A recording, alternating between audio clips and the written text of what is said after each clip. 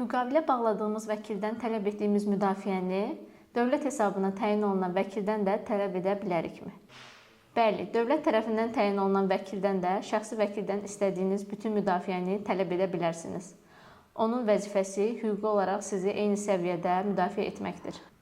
Azərbaycan Respublikası Cinayət Prosessual Məcəlləsinin 92-ci maddəsinə əsasən müdafiəçi işin istənilən mərhələsində iştirak etməli və müdafiə hüququnu tam təmin etməlidir.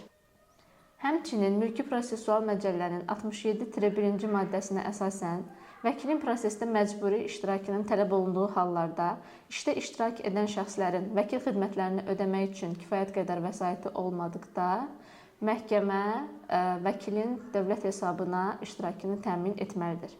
Bəs bu zaman ödəniş necə olur? Vəkil dövlət hesabına təyin olunduqda sizdən heç bir ödəniş alınmır və bütün xərcləri dövlət qarşılayır və bununla bağlı vəkil haqqı Nazirlər Kabinetinin qərarı əsasında müəyyən olunur.